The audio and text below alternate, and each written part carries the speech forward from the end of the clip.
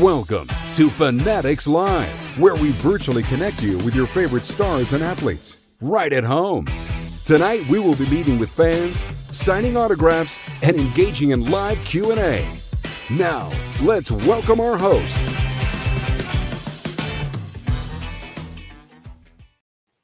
What's up, everyone? Welcome into another episode of Fanatics Live, where we bring your favorite athletes to you right at home.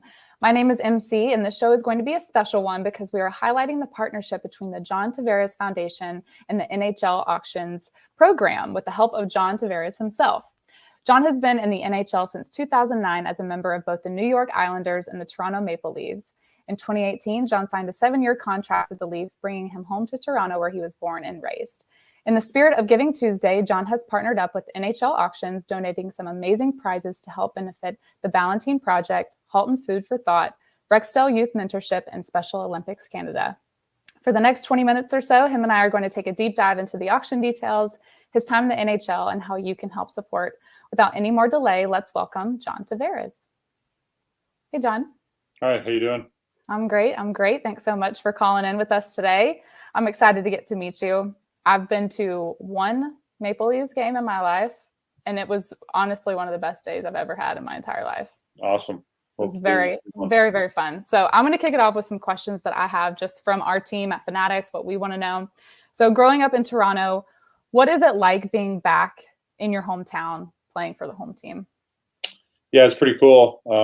Really fortunate to have the opportunity to play where you're from, and especially an organization like the Toronto Maple Leafs and the rich history and tradition that they have as one of the original 6 franchises in the league, and the great players, great teams that they've had. So, to always have so much friends and family so close by and, coming to a lot of games or just spend a lot of time with them is fantastic, and enjoying every second of it.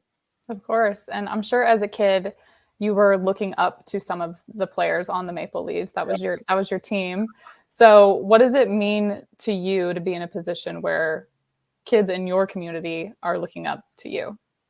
Yeah, no doubt. Growing up, you dream of playing in the NHL, and there's so many great players, also great people that leave tremendous impressions on you. And as a kid, you continue to dream and hopefully have that opportunity. So you reflect on that experience, and you hope to make a positive impact that way, whether it's as a player or giving back to your community and the importance of that and being a good role model. So, it's kind of come full circle for me, and feel really fortunate. You got to pinch yourself some days just knowing that you're truly living what you were dreaming about as a kid.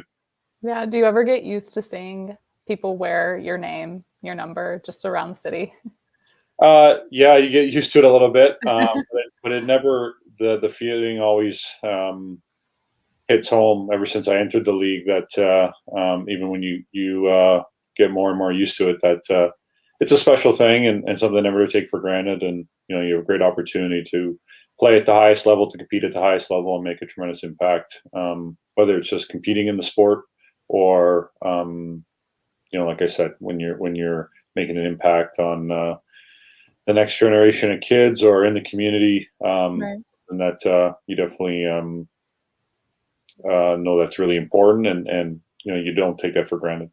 Right.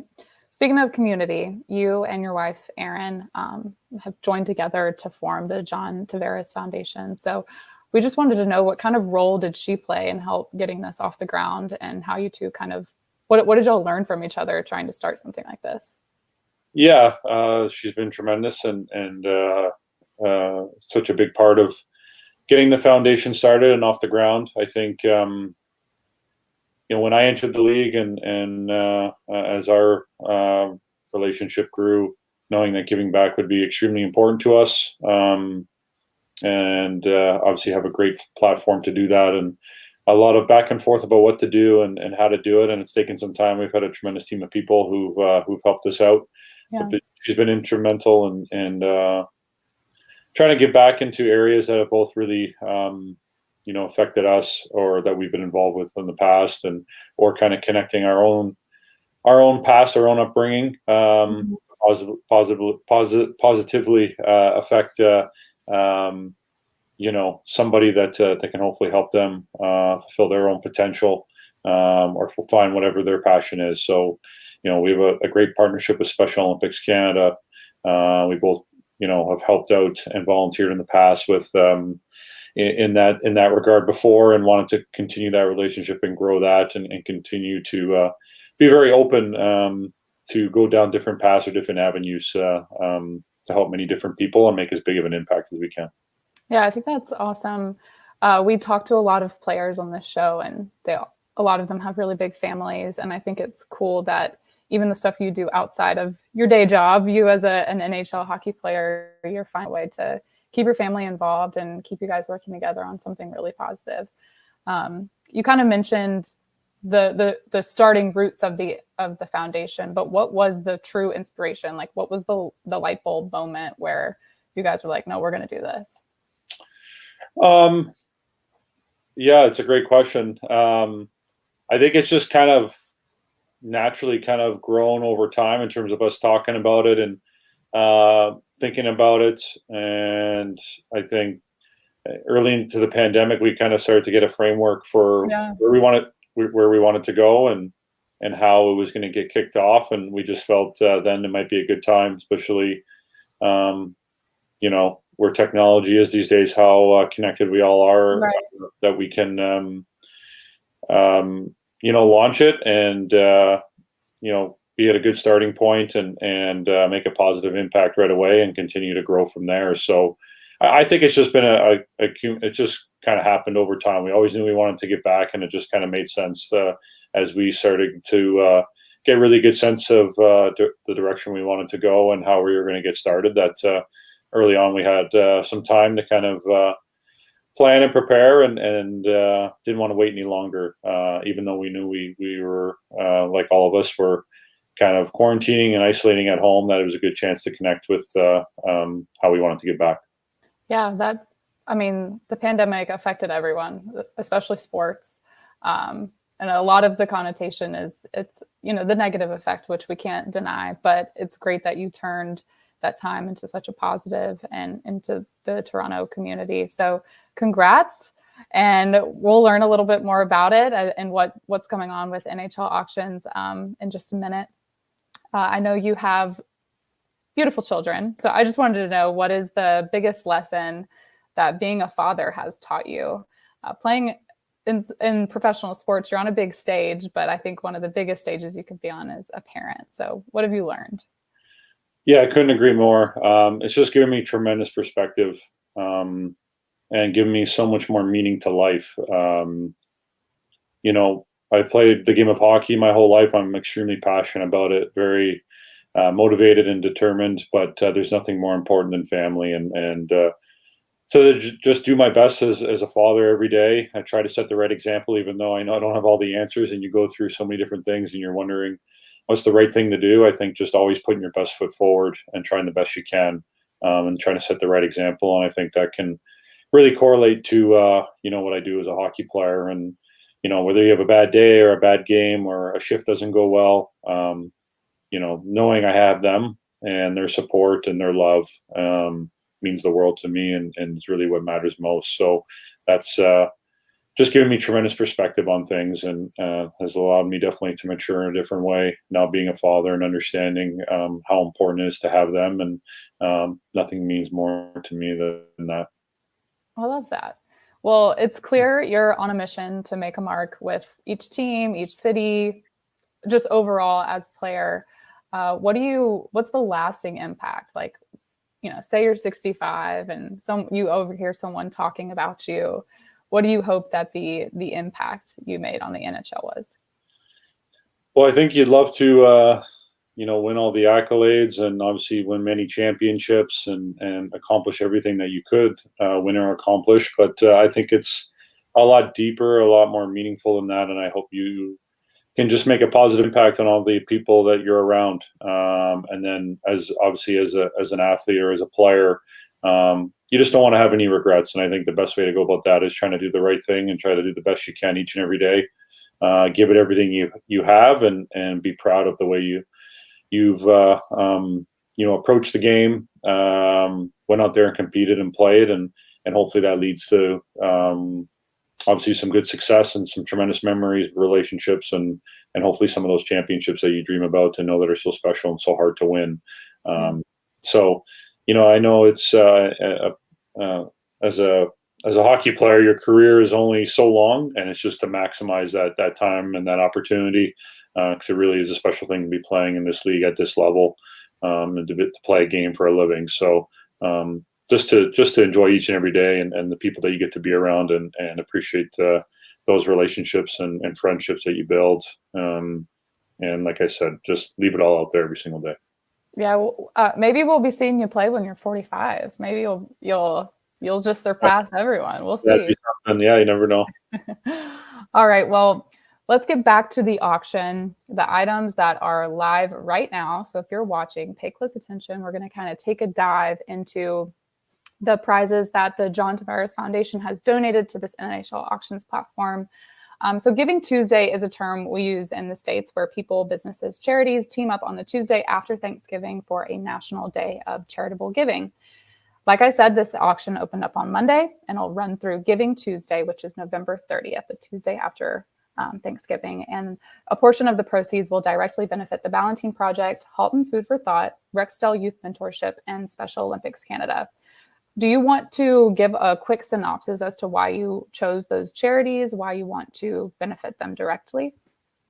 Well, I mentioned my connection with Special Olympics Canada and some of the work I've done with them in the past when I was a lot younger, and just the tremendous people that are involved, the athletes, volunteers, just that organization and what they do for so many people. So it's great to kind of continue that. I'm from the Halton region, so that was great, and food has become a big part of my life, and not only as an athlete, but something that I've become a lot more passionate about and enjoy here at home, and how it affects my health and my daily life in general. So that's great, and Rexdale being here in Toronto and what they do for so many of the youth and providing opportunities and resources. I just thought it was a fantastic opportunity and partnership, as they're a great organization and do, like I said, so much for so many. So very lucky to team up with all of them to, like I said, try to make a great impact. No, I think this is a really cool, creative way. Like you said, everybody's pretty comfortable on the internet nowadays, just through COVID and everything. So I think this virtual auction and the first prize package comes with a virtual meet and greet, kind of similar to what you and I are doing right now, I guess, getting to chit chat on the computer. So the winner of this auction, so starting bid is at $2,000. You can get in on a virtual meet and greet with John. Traeger Ironwood Grill. Is there a reason why we went with the grill? Are you a grill master? I wouldn't say I'm a master, but the Traeger is a pretty unique piece of equipment to cook some really good food, especially in the summertime, being on the barbecue and whatnot. Get that smoky flavor. So yeah, it's pretty good. I got one of my own, so I thought it'd be a nice touch. Nice, yeah. And so some extra barbecue accessories, and I saw that some of the spatulas and all the tools are actually made from your hockey sticks, which I actually have one of. I don't know whose hockey stick it is, but it's a bottle opener. And I think I'm so cool when I pull it out at parties. They're like, "Oh, you're a sports girl." I'm like, "Yeah, I'm a sports girl." But those are really cool. And then a whole set of Yeti merch. So we got a tote bag, bottles, the nice insulated cups there. And then they're going to get an autographed jersey by you, of course. We got to throw in some memorabilia there. Autographed photo, and an autographed inaugural John Tavares Foundation hockey puck, which I think is really cool. Did you help work on that design at all?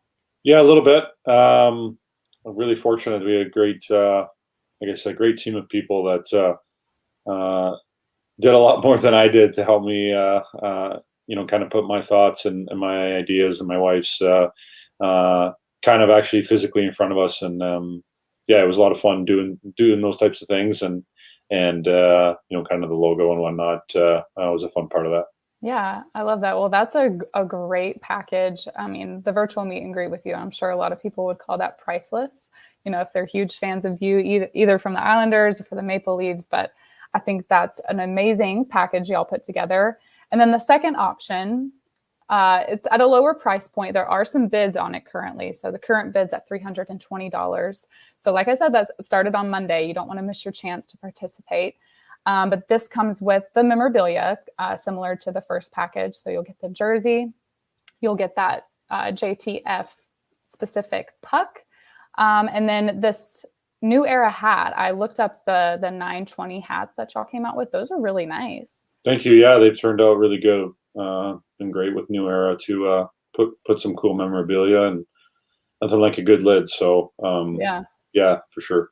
Yeah, the logo is just really sharp, just in general. I think it's something people would just wear, but even better that it's for a charity. And this one also comes with some of those Yeti tumblers that are very popular, and then a tote bag as well. So this one's called the Fan Favorites Bundle, and there are some bids on it. So be sure to drive that up. It could be yours soon. So we've been over a lot of information, all the package details, but we need to talk about how you actually participate on NHLauctions.com. So John, I'm going to take over for a minute. I'll give you a minute break, and I'm just going to kind of break it down for our viewers. Awesome. Thank you. Yeah. All right. So you are going to start on any web page. I started from our Fanatics Live website, and you'll go to auctions.nhl.com to begin. So this is where a lot of our auctions live here, a lot of our partnerships. And then you'll scroll down and you'll see the Giving Tuesday banner that is going to be highlighted on our homepage for a little bit. And you'll see the two packages I just discussed, the first one here. You'll see the photo of all the product and then a place to enter your bid. So very simple. And then we'll go over to the second one again, so you can see that prize package and a little bit more clarity on what the items are. So right now, you would have to enter in a bid higher than the current one. So say I wanted to enter in $330, and I would click Bid Now. If you were already a member or had a profile on NHL Auctions, you would just sign in. And if you don't have one, you would just create a profile. So like I said, auction started on Monday, and it will run through the Tuesday after Thanksgiving for Giving Tuesday. And that was my quick little how-to. I hope that was educational. And we would just highly encourage all of you to participate. It's as simple as that. Support a great cause, win some amazing items from one of your favorite hockey players. All right, so we're going to take an additional break, right? Yep, for a commercial. And then we'll jump back in with rapid fire.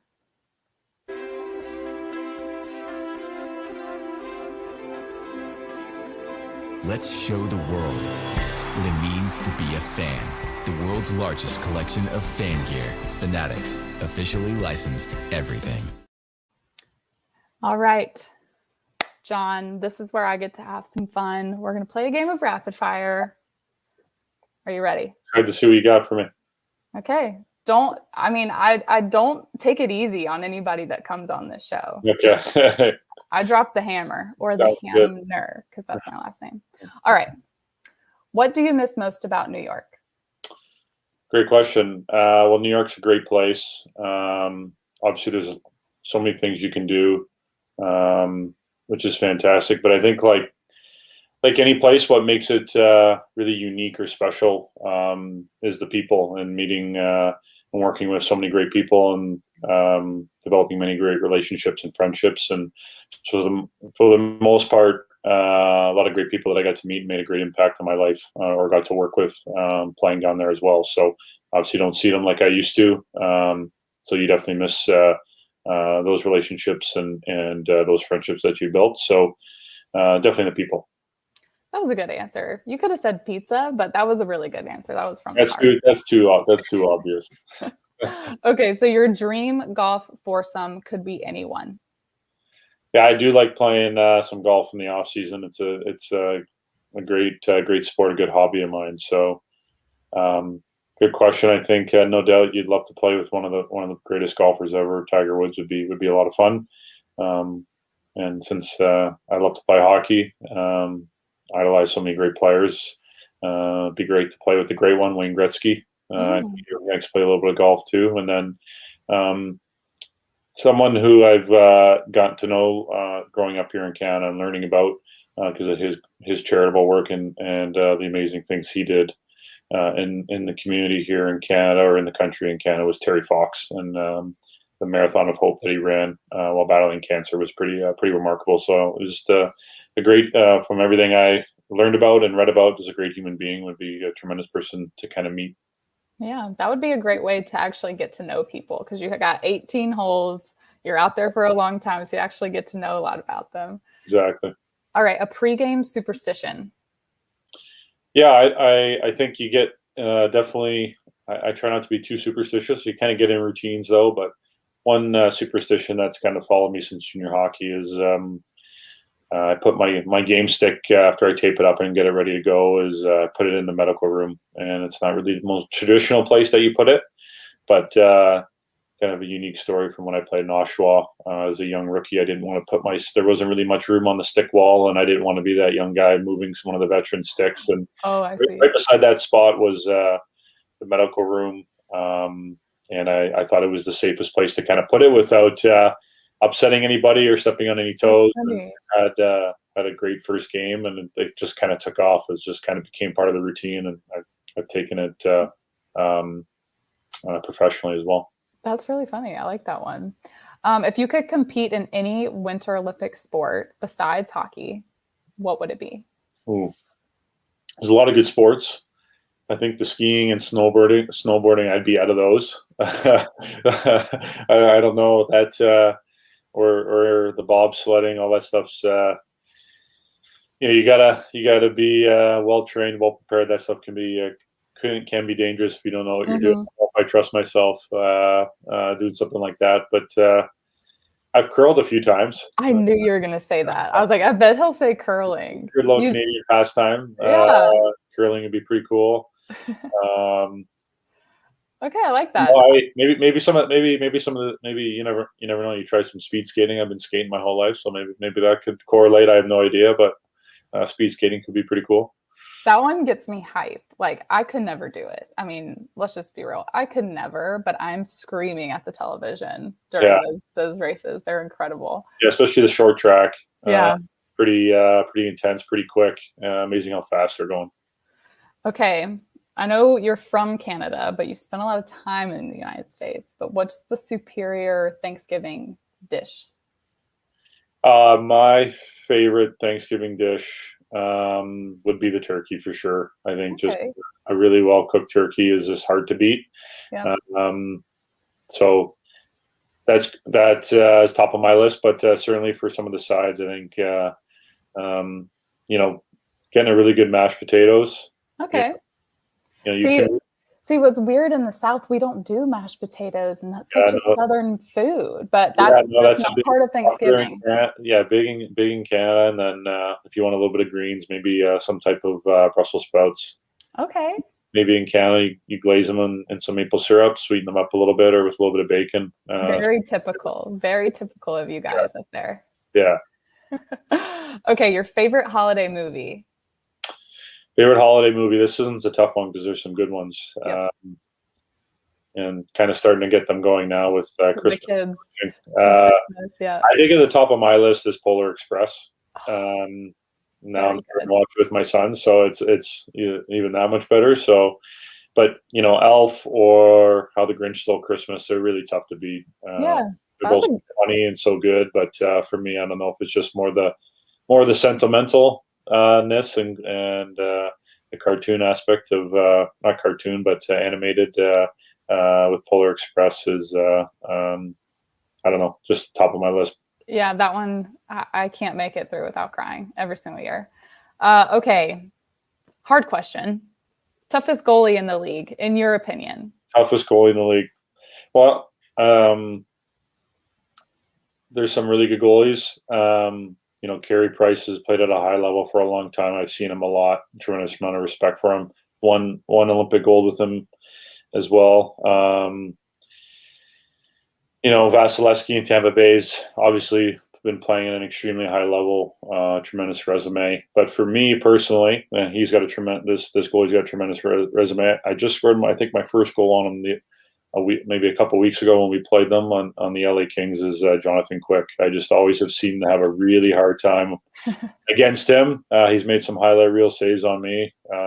So it was nice to kind of get that first one on him. It took me a long time. So yeah. And he's had a pretty good career himself, couple Stanley Cups, tremendous gamer. So that was a good one. I hope maybe this will get to him. But you got to remind him he did make the goal. JT scored on you quick. It happens. All right. A show that your kids watch that you secretly like. Paw Patrol. That one's good. Yeah, okay, I give that one to you. I've babysat a lot. It's actually very creative. Yeah, very creative and just simple and cute little humor to it. My kids like trucks and cars and all the big machinery, so all that stuff kind of pops out at them. And obviously all the little puppies and whatnot. So Paw Patrol just seems easy to watch and just kind of it's a really well done show. Good answer. All right, let's stir the pot. Let's stir the pot. Tim Hortons or Starbucks? Tim Hortons. I dream about that coffee. It's so good. It's good. You grow up with something. It's a little bit of a pastime in Canada. Pretty big part of the culture. So Starbucks is very good too. Don't get me wrong, but I think if I had to pick one or the other, probably Timmy's. Okay. All right. Last question. Who currently has the best facial hair on the team? Well, I don't have too many guys popping out in my head as you ask me. I probably have to default to Jake Muzzin. He's got the biggest beard, so I'm just going to go the loudest and biggest thing going. He's got a big beard going, and he tries to groom it up. So I'll give it to him. Takes nice care of it. Yeah. I just like to get people to name drop. I just like to cause the drama every now and then. Well, that is the end of the show today. I just wanted to have a little bit of fun before we wrapped up. Thanks again for joining us and telling us about the auctions that are available and informing us about your foundation. So I just want to give the floor to you for a minute. Any closing words to anybody watching, any fans maybe watching too? Yeah, no, thanks to everyone who's already seen the foundation, donated to foundation, talked about the foundation, any way to kind of spread the word. And, obviously something I'm very proud of and want to continue to grow and continue to make a bigger and bigger impact to as many people as I can. So, thank you. Thanks for having me on today and allowing me to share the JTF story and kind of how we've gotten started and where we're going and why I'm so excited and so proud of it. So thank you very much. No, thank you. Good luck to you and Aaron, and good luck the rest of the season. Thank you. All right. Like I said, lots of games left this season for John, so we wish him the best of luck. Join us this Sunday for an evening show with Shea Gilgeous-Alexander of the Oklahoma City Thunder. And then the following day on the 22nd, we will be meeting with the number 1 pick of the 2021 NBA draft to the Detroit Pistons, Motor Cade Cunningham. So be sure to follow us on social media at Fanatics to stay in the loop on upcoming shows and look out for opportunities to submit your questions to your favorite athletes and a chance to be featured on the show. For more information on how to get involved or to watch previous broadcasts, you can visit fanatics.com/live. And one final reminder, the Giving Tuesday JTF auction on NHL Auctions will end on November 30th at 9:30 p.m. Eastern. So make sure to participate if you can. As always, stay safe and we will see you soon.